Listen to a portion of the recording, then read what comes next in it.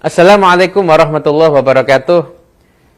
Para pemirsa yang dirahmati Allah Subhanahu wa taala dimanapun Anda berada, berjumpa lagi dalam serial Apa Kata Ustadz.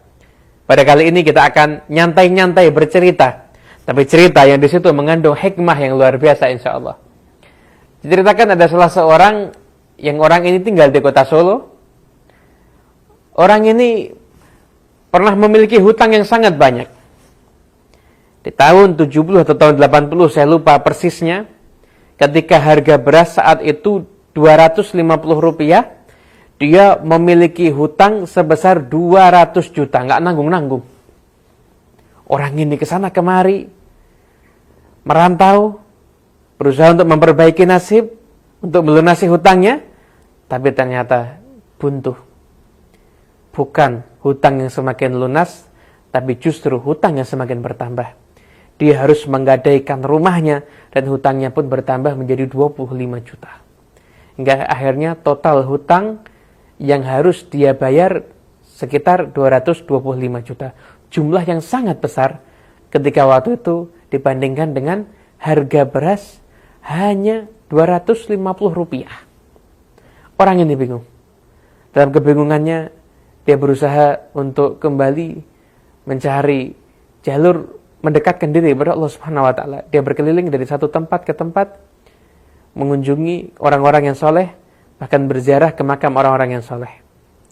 Hingga di satu pertemuan yang tidak terduga, dia bertemu dengan salah seorang kawan lamanya.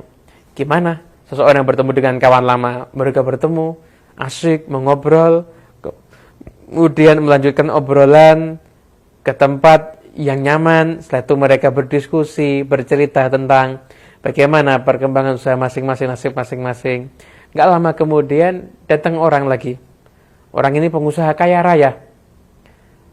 Kemudian orang itu ikut larut dalam obrolan yang mengasihkan ini hingga dia bercerita, saya itu dulu punya utang yang sangat besar. Tapi alhamdulillah sekarang utangnya bisa lunas, bahkan sekarang saya sudah bisa dikatakan kemampuan ekonomi saya sudah cukup, sudah mapan, sudah sukses. Orang yang punya utang ini pun lalu mendengarkan itu seraya bertanya, "Oh, kamu punya utang yang besar ya?" "Iya, saya juga punya utang yang besar." "Lalu resepmu bagaimana? Kenapa kok kamu bisa lunas hutangnya, sedangkan saya hutangnya belum lunas sampai sekarang?" Pengusaha ini menjawab dengan jawaban yang sangat bijak. Dia menjawab dengan pertanyaan, kira-kira lebih besar mana hutangmu atau rahmatnya Allah Subhanahu wa ta'ala?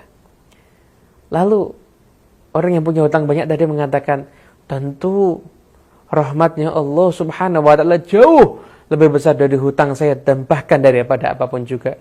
Kalau begitu, fokuskan diri kamu untuk mencari rahmatnya Allah Subhanahu wa ta'ala. Kemudian dia bingung. Setelah itu dia mencari-cari gimana caranya untuk mendapatkan rahmat Allah Subhanahu wa taala.